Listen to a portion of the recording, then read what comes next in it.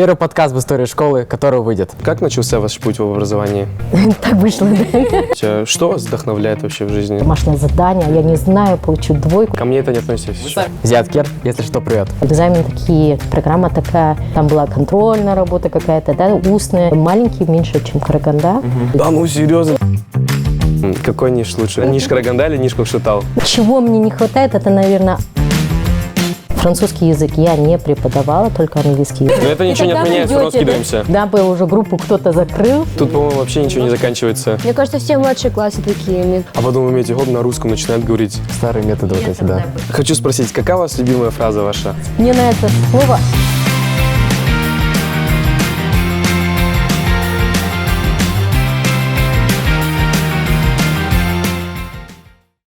Всем привет. Это NS Talk. Это первый подкаст в истории школы, который выйдет. Зяткер, если что, привет. С вами наши ведущие Рашид Даниал. Юсупов Тагир. Луцитова Анеля. А за кадром наша опытная операторская работа. И первым гостем нашего подкаста будет директор нашей школы Шерин Салкеновна. Приветствую. Спасибо, что пришли. Спасибо. Как ваш день вообще прошел? Хорошо? Вообще вот в целом вся прошлая неделя она была довольно такой бурной из-за СИАЭС. Ну да. И вот мы прошли ее, нет? Аккредитация это самый главный вопрос. Нет, аккредитацию прошли, не прошли, я не знаю, потому что отчет у нас придет через 10 недель. А сейчас основную эту работу, которая была, мы ее проделали. Школа прошла то, что у нас было. Команда приехала, команда уехала. А результаты мы узнаем через 10 недель. Все, будем ждать. Отлично. А в целом, под каким впечатлением остались гости? Гостям очень понравились наши учащиеся. Они прям были вдохновлены, так сказать, можно даже тем, как вы разговариваете, что вы можете говорить на английском языке свободно, что вы знаете 3 языка, потому что для многих из них единственный язык – это английский. И сложно изучить какой-то другой язык. Поэтому они были вдохновлены этим, хотят изучать второй язык. Знаю, у нас, кстати, с нами на обеде тоже сидел Да. один из представителей СИАЭС, он с Узбекистана. Он сначала на английском сначала спрашивает, да, там вопросы, там я стараюсь отвечать на английском, а потом имеете хобби на русском начинает говорить. Я такой немного, типа, нежданчик. Да, такой, типа, нежданчик, типа, вы на русском разговариваете, типа, что я здесь сижу, тогда, типа, стараюсь на английском. И вот он сказал то, что вот он с Узбекистана, там, туда-сюда. Ну, я чуть-чуть подколол, сказал то, что вот скоро плов у нас будет. Пусть, типа, ну, не пропустит. Да, пусть рано слишком не уезжает. Про плов, как раз таки они хотели остаться на четверг, только из-за этого. Да. С понедельника по среду, да, он был? Да. Ну, Жалко, не успел. Спасибо. Так, и хотелось бы спросить у вас, Шерин Салкеновна, вообще как начался ваш путь в образовании? Путь в образовании. Ну и именно, чтобы я стала там Да. учителем, я пошла в школу работать, да? Было это мечтой или просто... Ну, так вышло. Я вообще воспитывалась в семье учителей, поэтому, наверное, так и получилось. Мама учителем была. И уже с малых лет как бы я была уже связана со школой. Я ходила на мероприятия какие-то, помогала проверять тетрадки, делать какие-то раздаточные материалы. По окончанию школы я уже точно знала, что я пойду на учителя иностранных языков. Я выбрала иностранные языки. У меня 2 языка, английский и французский. Французский язык я не преподавала, только английский язык. Затем начинала я работу вообще уже на последнем курсе. Работала я в общеобразовательной школе сельской. Также параллельно я работала в медицинской академии здесь, в Караганде. Но затем уже по прошествию времени, это тоже меня на это сподвигли, можно сказать, мои студенты, когда мы разговаривали про зарубежное образование. Они у меня спрашивали, а почему бы вам не уехать за рубеж? Вы же знаете английский язык, почему у вас нет зарубежного образования? Тогда я повезла моих студентов-первокурсников, чтобы подать документы по Балашаку. Есть программа международная, да, наша, где в то время можно было еще бакалавриат получить. Ничего себе. А сейчас это только магистратура и докторантура и стажировки. И тогда я вместе с ними сдала документы. И так попалось, что я прошла тоже весь конкурс. и получила по Балашаку образование за рубежом, King's College Лондон. Я закончила магистратуру в сфере образования. Затем уже по прибытию сюда, в Казахстан, я работала в Министерстве образования, в аналитическом центре делала анализ именно среднего образования. А уже когда я слышала, что открывается Назарбаев интеллектуальная школа в Караганде, я уже приехала сюда. Туда мне надо, да, сразу так вот понятно. В целом, как вообще образование в Лондоне? Хотели бы что-то перенять оттуда? Ну, все, что я, всему, чему я оттуда научилась, да, я применяю это в работе, конечно же, потому что... Но для меня было, конечно, не легко, я не скажу, что легко. Первое время, когда нам говорили, что экзамены такие, программа такая, мы думали, что это такое, это же легко прочитать, по нему написать еще что-то, да, написать assignment, это легко, думали. Но это оказалось очень сложно, потому что для меня, когда я в университете работала, там у нас не было ассайментов. Там была контрольная работа какая-то, да, устная, Старые по методы вот билетам, эти, да, по билетам нужно было отвечать. Поэтому я почему-то считала первое время, что это легко. Но когда был первый assignment, когда нужно было уже выбрать тему для исследования и заниматься именно исследовательской работой, и нужно было перечитать 100 источников, не просто там списать, да? Конечно, академическая честность там идет, да? 100 источников, да. Перечитать 100 источников, и когда тебе дается отрезок времени, да, заранее, было, конечно, нелегко, но очень интересно.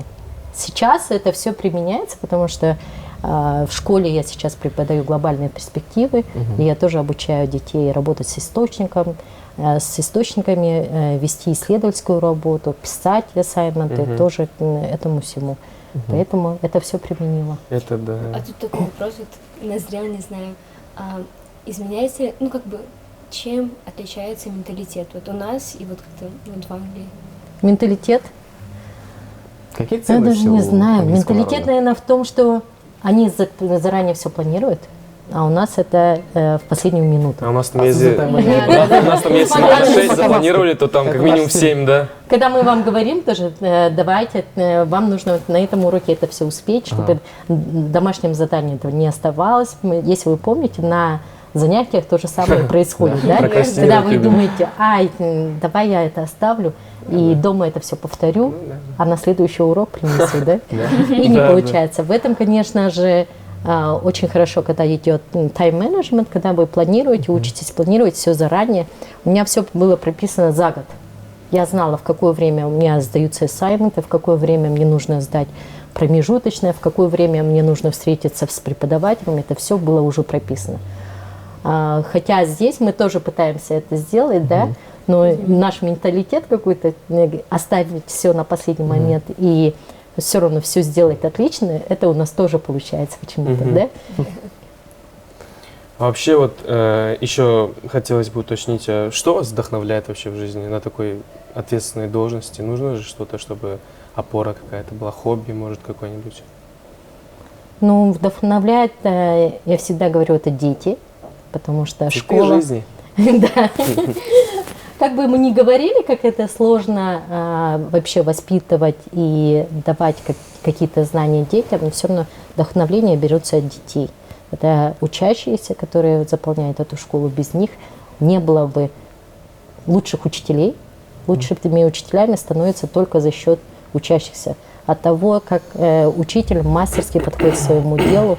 И, конечно же, это семья, это мой личный ребенок, да, родной ребенок, который вдохновляет меня каждый день работать и искать что-то новое, потому что я тоже вижу, как он развивается. Иногда и страшно, думаешь, а как будет с ним, когда он достигнет этого возраста. А затем ты думаешь, а можно же было вот так сделать, и ищешь какие-то пути другие. А вот в целом ваша ролевой модель учителя, кроме мамы, был кто-нибудь еще в начальной школе? Ваш учитель, может быть, или... Ну, в ролевой модели в начальной школе я не помню, прям такого яркого. А уже в основной школе это учитель математики, Марина Петровна Цепаева, я ее помню, когда я доказывала геометрию, потому что я училась с математическим уклоном, и первое время было сложно.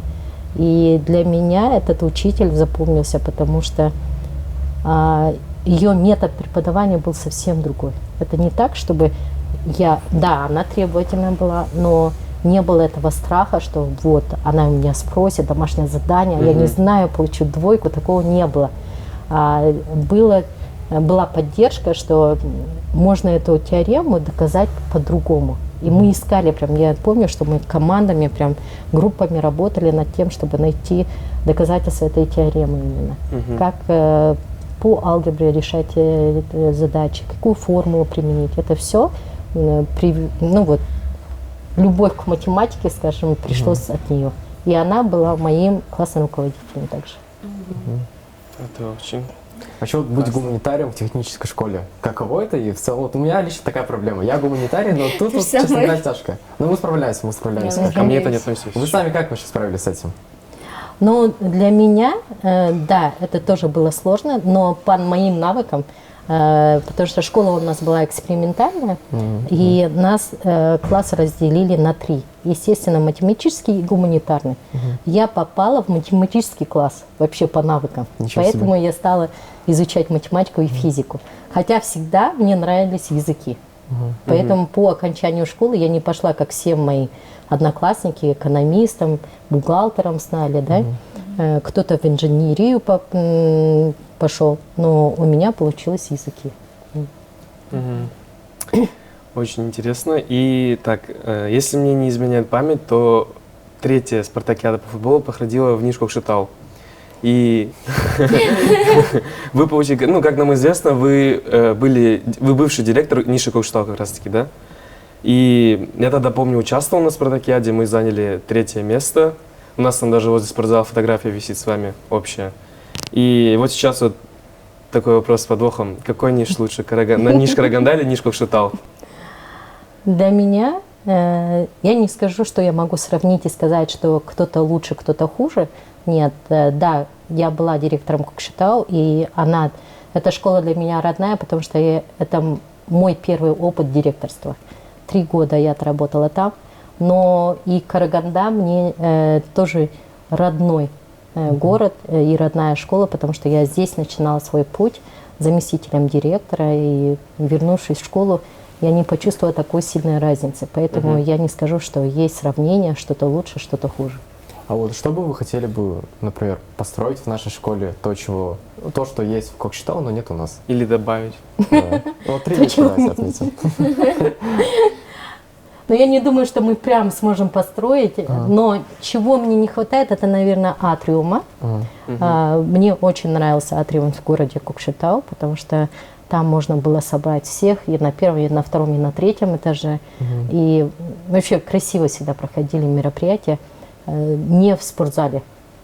Поэтому мне нравится атриум. Все, возьмем на заметочку. Начинаем строить атриум, скидываемся. Да, на Каспий год еще не отправляйте. Так, идем дальше. И хотелось бы спросить, как вы себе представляете вообще идеального ученика?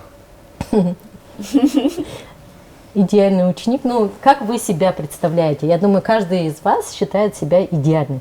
Ну, есть такое. Поэтому идеальность человека зависит от него. Насколько он себя чувствует, настолько он и идеален. Ну, мне кажется, надо спортивным всем быть все равно. А вот смотрите, например, будет 2 ученика. Один вот с уклоном больше на академическую успеваемость, а другой с уклоном на личные проекты, на личный рост. И вот какой из этих учеников будет более идеальным? По мнению школы, по мнению вас? Типа, еще раз я могу сказать, что нету такого, что идеальный. У каждого есть свой выбор. Если вы видите, у нас тоже школа разносторонняя. У нас нет такого, что мы только академической частью занимаемся. Вы участвуете и в спортивных мероприятиях, и в танцевальных. Кто-то преуспевает и является там чемпионом мира даже и по танцам, и по спорту. И академически кто-то успевает стать олимпийским чемпионом, да, участвовать в олимпиадах, в конкурсах научных проектов. Поэтому я не могу сказать, что один будет лучше, а другой хуже.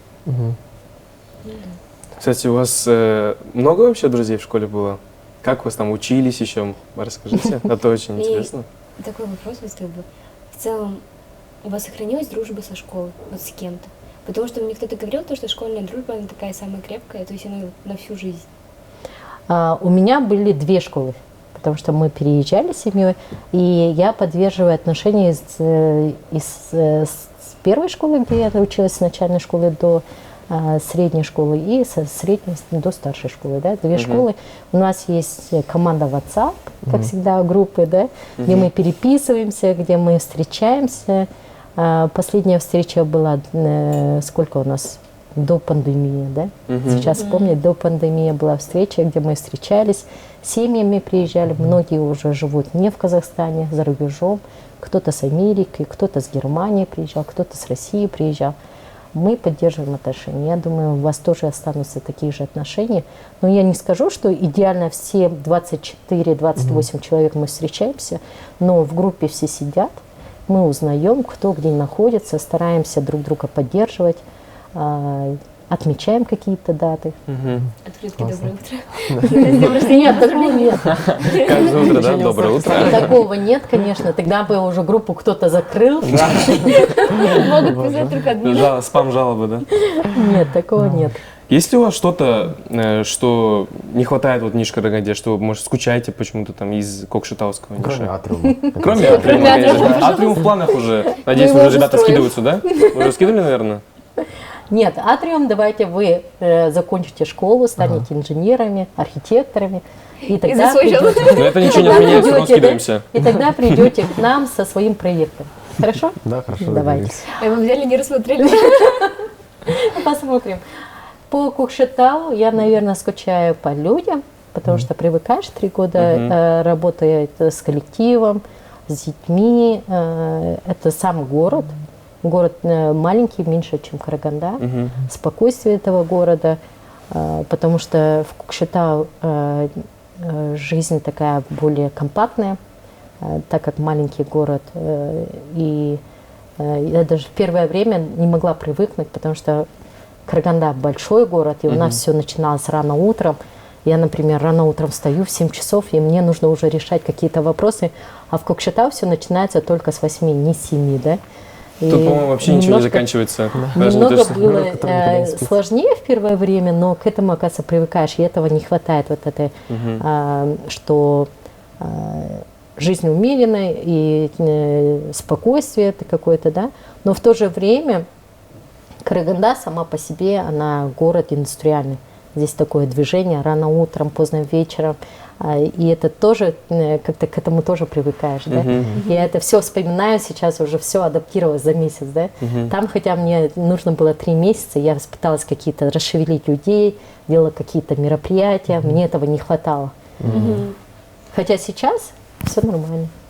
А чем отличается вот эта агитационная неделя? Там, может, кандидаты какие-то более прикольные штуки делали, нежели у нас тут? Расскажите. Нет, мне кажется, агитационные недели, мне кажется, везде они очень бурно, весело, интересно проходят, потому что каждый кандидат старается как-то привлечь к себе, да, больше голосов, больше учащихся. Но чем отличалось, например, я вот смотрю, наверное, в Кокшетау дети более такие, как сказать, Энергичные, может, активные? нет, не сказать. Они более направлены на искусство. Это у меня были дети, более творческие, да? да, более творческие. Им нравилось петь, им нравилось танцевать. У нас были танцевальные батлы между учащимися, между учителями и детьми. Так, Были творческие конкурсы, там караоке пели дети, да. Театр мне нравится. У них есть театр Global, который постановки ведет в год. Один раз мы смотрели пьесы какие-то. Классно. Очень классно было. Но есть и специалист, который это все организовывал. То есть английский, танцы, учитель. Что-то мне это кого-то напоминает. Не кажется? О, да. Сейчас Кого-то ставочка, да? напоминает, да, кого-то Не знаю, о ком напоминает. идет речь. Тоже любит потанцевать так. Кстати, говоря о творческих людях, есть стереотип о том, что таким людям вообще нечего делать в нише. Вот что вы считаете? Что им не место Да, называть. стоит ли поступать? Да, У меня есть сестра, потому что Нет, она что вообще, хочет, если человек интеллектуальный, Мгм. он и творческий. Он не может быть не творческим. Такого не бывает. Любой учащийся, любой второй учащийся в нашей школе, он либо поет, либо играет на инструментах, либо занимается спортом, либо танцует. И то же самое можно сказать и с учителями. Но же многие учителя, вы видите, на концертах выступают, они у нас и поют, и танцуют. И соцсети И видишь, КВН что- участвуют. Да, и КВН вообще КВН самое играют. любимое мероприятие. Да. Ну вот, Смешня у они нас все учителя. творческие. Если вы посмотрите, все академически развитые люди, они и творчески развиты. Нету такого, что у них что-то западает. Мгм. А вообще, стоит ли другим, допустим, детям поступать в ниш и почему? Допустим, те, кто в 5-6 классе еще учатся и планируют. Но на этот вопрос, наверное, больше вы должны ответить. Конечно, Потому что да. вы поступали сюда, и почему-то даже вы пришли зачем-то. Ну, мне кажется, у всех разная история поступления. Я Да. говорю, Кого-то Ну просто вот, мама расскажите. заставила. У меня, Например. Ну, на самом деле, как бы уже в 6 классе родители как бы подсказали мне о том, что вот можно поступить в НИШ. Моя мама работает в банке, и, получается, они приехали сюда делать карточки, выпускать. Получается, мама увидела полдники, увидела вот эти обеды, знаете, вот такое вот хорошее впечатление сразу сложилось. Я помню прям, мама ко мне подходит и говорит: вот, доча, тут школа, получается, они вас кормят 5 раз в день. Хорошо кормят. Ну всё, ну, Я просто Это, ребята, такая- это причина уже, по-моему, поступайте. Нет, я помню, мне сказали, там не нужно делать домашнюю работу, и ты Тем сразу более. поступаешь в любой университет. Я просто думаю, что за школа такая?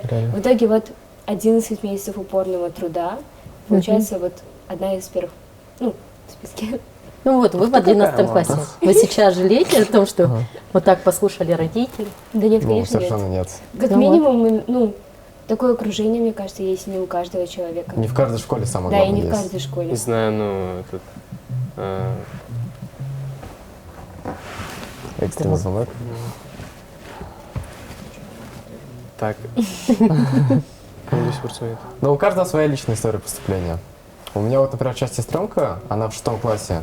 И вот, например, я вот с сестрой, ну, учимся в нише. Сестра выпустилась еще в 23-м году, я вот учусь. А наши сестренки мы вот до сих пор, честно говоря, не решили, потому что она является, ну, она хочет модельером стать. И мы думаем, стоит ли поступать ей вообще сюда или нет. Поэтому я вот спросил вас, у вас вопрос про это. Ты точно учишься, может, ты просто стараешься учиться? Учусь. Хотя бы Нет, проектом на заниматься. самом деле, Ну, мне кажется, должно быть. где-то в 10 классе начинаешь понимать о том, то, что гуманитариям, правда, иногда сложнее, потому Да. что 10 класс, мне кажется, вот прям самый такой жесткий именно пасквил класс. для как бы научных таких вот всех сфер. Вот. Но главное, мы все справимся. Ну, это отмазки, они Да, просто да. отмазываются просто. Это...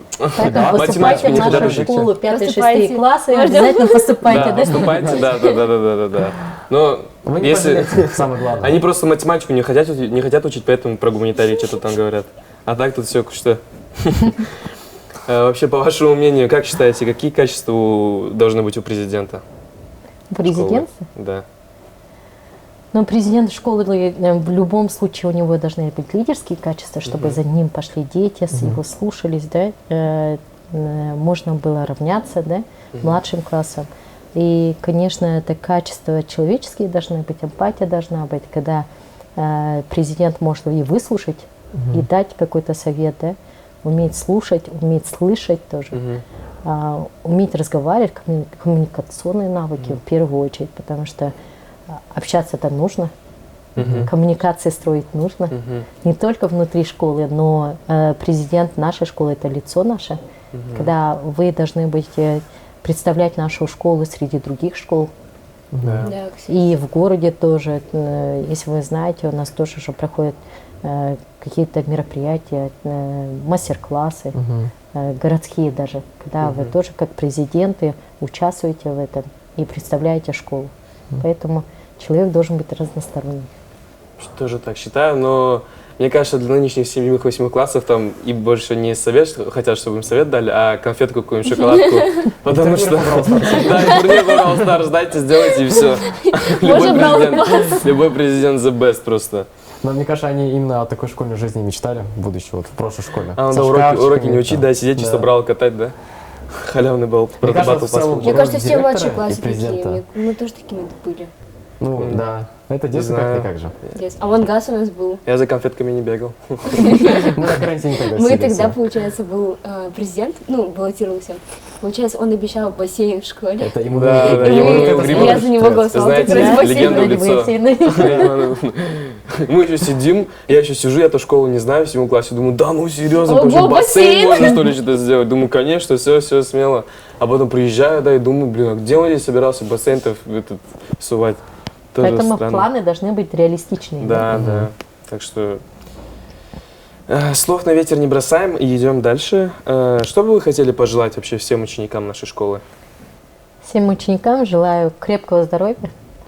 Пусть занимаются спортом. Пусть наши учащиеся будут разносторонними и творческими. У нас не только академическая часть. Когда ведут заблуждения, говорят, там учат только математике и физике. У нас учат разностороннему развитию детей. Поэтому всем удачи. Сейчас уже конец четверти. Все пишут Сочи. Всем на отлично сдать все Сочи, чтобы не было затруднений в обучении. У кого есть, помогите друг другу, поддержите. Желаю всем, чтобы получили поддержку, которую они ждут со стороны одноклассников, учителей и родителей.